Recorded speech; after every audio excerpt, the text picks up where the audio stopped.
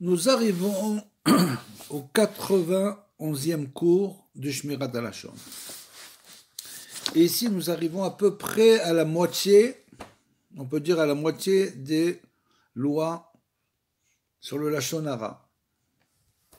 Donc, il nous reste encore la moitié des lois à apprendre. Vous voyez combien on a appris. Interdiction d'entendre du Lashon Hara. Ça, c'est une interdiction formelle, naturellement, qui est souvent pas facile à réaliser. Si on est dans un endroit où il y a des gens qui font du Lashon Hara, c'est difficile. Comme le dit le Chafetz Chaim, on a des petits doigts avec des petits orifices des oreilles, on doit mettre les petits doigts dans l'oreille pour non seulement ne pas entendre, mais pour montrer à la personne qui fait du Lashon Hara.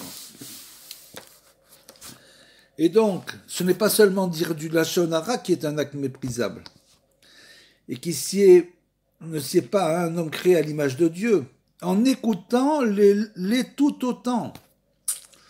La Torah nous dit Lo tissa shemashav. Ça veut dire n'écoute pas de faux témoignages, comme c'est écrit dans Shemot 23:11. D'après le Chafetz Chaim, on transgresse cette interdiction en prêtant l'oreille à des propos diffamatoires, même si on ne les croit pas. Car on leur donne ainsi un certain degré de crédibilité. De même qu'il est défendu de faire des défauts des autres un sujet de conversation, de même n'a-t-on pas le droit de prêter attention aux propos péjoratifs tenus par d'autres gens. Et de même qu'il est défendu de porter préjudice par la parole, de même est-il défendu de se faire l'auditeur de propos susceptibles de nuire. En bref, on ne doit jamais prêter attention à des propos péjoratifs ou susceptibles de nuire, c'est-à-dire que bien sûr, on ne doit pas jamais écouter de la Lashon Hara naturellement. Essayez bien sûr de ne pas écouter. Certaines personnes qui ont tendance à la mélancolie éprouvent un besoin de bavarder. On en a déjà parlé. Comme on peut le comprendre, elles redoutent de s'habituer au silence. Elles doivent au moins s'habituer à ne jamais parler des autres. Leurs conversations doivent porter sur des choses intéressantes et non pas sur des gens intéressants.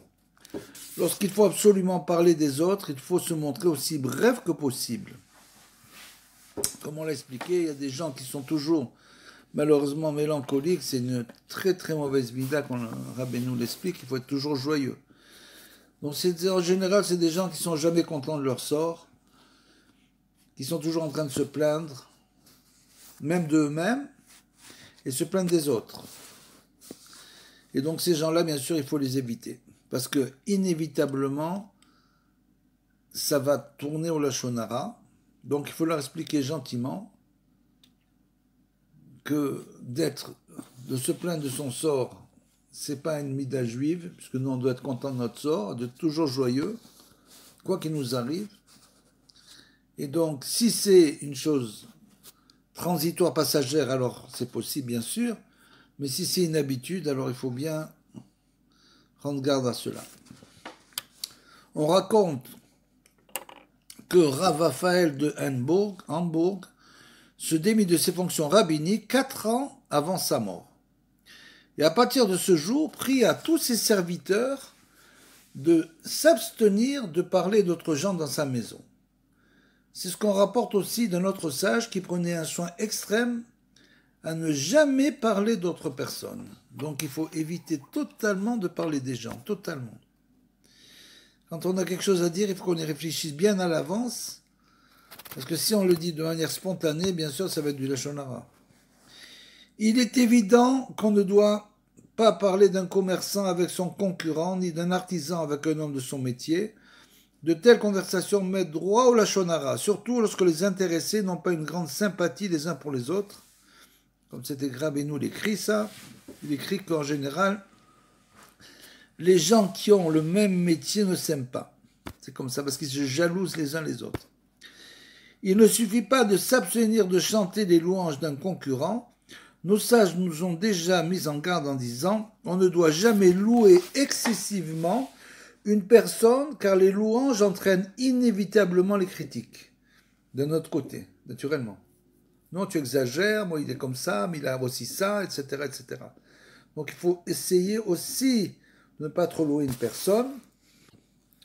Et il faut totalement s'abstenir de parler de quelqu'un avec son concurrent, bien sûr, ça c'est évident, car l'inimité fera sans doute dévier la conversation vers un terrain où il pourra donner libre cours à ses sentiments. S'il est absolument nécessaire d'en parler dans un but constructif, on doit veiller à ce que la conversation soit aussi brève que possible, faute de quoi elle finira par du lachon hara naturellement.